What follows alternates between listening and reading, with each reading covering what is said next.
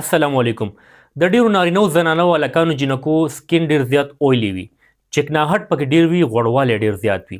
په دې پوزه باندې ډیر زیات غوړوالی ښکاري، یا په دې زنه باندې ښکاري، یا په تندي باندې، یا په ټول مخ باندې ښکاري. نو اول خو تاسو دا معلومات پکار دي چې دې وجوهات څه دي. لومړی وجه چې کوم ده هغه موروثي ده. فیملی هیسټري کې دا شامل وي، نسل در نسل دغسې منتقل کیږي. نو چې چا سکین مسلې وي دا نسل در نسل داسې منتقل کیږي، د مور پلار اولاد ته دغسې منتقل کیږي. دویمه اکثر چې کله هلک یا جینۍ چې کوم بلوغت ته داخلیږي نو هغه ټایم کې دا ډېر کیږي، یا چې زنانو کې مینسز پرابلم وي، هیز چې کوم دی هغه ابنارمل وي، مخکې وروسته راځي نو هغه ټایم کې دا کیږي. یا کمې زنانه مینوپاز چې کله شروع شي، مینوپاز یو حالت دی په زنانو کې چې کله مینسز چې کوم دی سټاپ کیږي او هغه زیاتر 15 کالو کې 40 کالو کې یا 15 کالو دی دوران کې کیږي. نو دغه هم یو وجه وي. دریم نمبر باندې چې کوم دی هارمونز چې کوم دی هغه ابنارمل شي، هغې کې توازن نه وي. نو چې کله هارمون امبیلنس شي نو بیا هم د سکین د اویلی سکین یا د غوړوالی د په مخ باندې راښکاره کیږي. دغسې چې بدن کې کله ټیسټوسټیرون لیول سیوا شي، د هغې سطحه ډېر زیاته سیوا شي نو بیا هم سکین اویلی شي. کم خلک ډېر زیات ګرم مرغن خوراک کوي یا بازار نه چې کوم په غوړو کې سره شوي خوراکونه دي هغه کوي نو هغې سره هم دا کیږي. کله چې بدن کې د اوبو کمی راشي نو بیا هم د مسلې راپېښېږي. ځینې خلک داسې کیمیکل والا یا لوشن یا کریم استعمالوي نو هغه هم یو وجه ده اویلی سکین د کېدلو. دا خو د اویلی سکین وجوهات شو، یعنې چې کوم سکین غوړوالی ډېر زیات کوي، چکناهټ کوي، دا خو د هغې وجې شوي.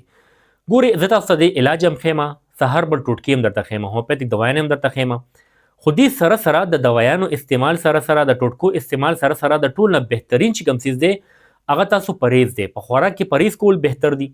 کله چې تاسو په خوراک کې پرهیز کوئ، ډېر زیات سره شوي خوراک نه کوئ، په تیلو کې په غوړو کې سره شوي خوراک نه کوئ، یا جنک فوډ چې کوم غذایت پکې نه وي، صرف په خوله باندې خلک هغې استعمال تاسو ډېر کوئ، مرغن غذا به نه استعمالوئ، ساده خوراک به کوئ، سبزیان استعمالوئ، سلاد ډېر استعمالوئ، اوبو کمې بدن کې مراولئ، اوبه ډېرې استعمالوئ. بل به د ذهني تناو نه ځان ساتئ. کم خلک ډېر سټرس کې وي، ډېر زیات پریشانه اوسېږي نو هغې ته هم دا مسلې وي. کوم زنانه ډېر زیات سټرس کې وي هغې ته هم دا مسله وي. یا کم خلک ډېر لیټ وده کېږي، خوب یې پوره نه وي، بېخوابي یعنې انسومنیا چې کوم ده په ټایم وده کېدل نه یا خوب صحیح پوره کېدل نه، نو دغه هم یو وجه ده د اویلی سکین. د اویلی سکین دپاره یعنې د سکین د مخ غوړوالي دپاره هومیوپیتیک دوايي چې کوم ده هغه یو کلینډولا مدر ټینکچر دی. کلینډولا مدر ټینکچر تاسو په مالوچ باندې ډراپس لګوئ، بیروني طور تاسو په مخ باندې لګوئ، دې سره هم انشاءالله ستاسو فرق کېږي. د خوراک دپاره بربیرس اوکافولیم مدر ټینکچر دا لس کترې سهار غرمه ماښام تاسو اوبو کې اچوئ او داس کوئ، یو میاشت پورې د دې استعمال وکړئ نو دې سره به انشاءالله ستاسو دا مسله ختمه شي.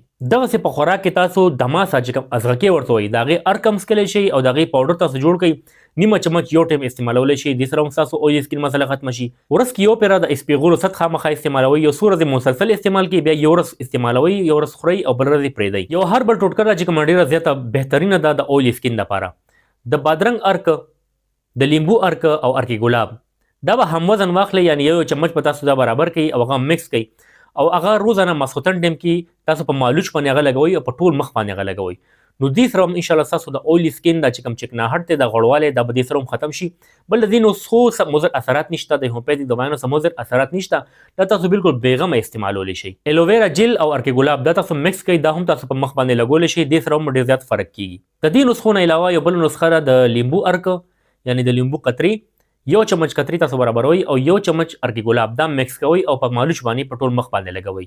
د اوده کېدو نه مخکې لګوئ، سهار چې راپاسئ په تړم اوبو باندې مخ وینځئ نو انشاءالله دا مسله به ستاسو ختمه شي. تاسو ته د اویلی سکین وجوهاتو پته مو لګېده او چې کوم ټوټکې دي، کومې دوایانې دي، هغې هم تاسو ته معلوماتو شو. خو دې کې یو بل احتیاط ډېر ضروري دی، هغه دی پرهیز. تولیا به په مخ باندې مه ګئ نه ډېر سختۍ سره، مخ چې وچوئ نو هلکه غوندې نارمل غوندې تولیا به تاسو مخ سره لګوئ. دویم به کوشش کوئ چې تاسو خوب پوره کوئ، سټرس نه ځان ساتئ، مرغن غذا به نه خورئ تاسو. بل داسې کریم یا لوشن چې هغه ډېر زیات اویلی وي هغه به هم تاسو نه لګوئ. نو چې په دې ټولو خبرو تاسو عمل وکړئ، انشاءالله ستاسو د اویلی سکین د غوړوالي چې کوم دا مخ مني دا به مکمل ختم شي د الله په فضل باندې. امید دی ستاسو به دا ویډیو خوښه شوي وي. داسې معلوماتي ویډیوز کتلو لپاره زما چینل ډاکټر شبیر پښتو خامخا سبسکرایب کړئ او دا ویډیو خپل ملګرو سره هم شیر کړئ چې هغوی ته هم فایده ورسي. ډېره مننه، الله حافظ.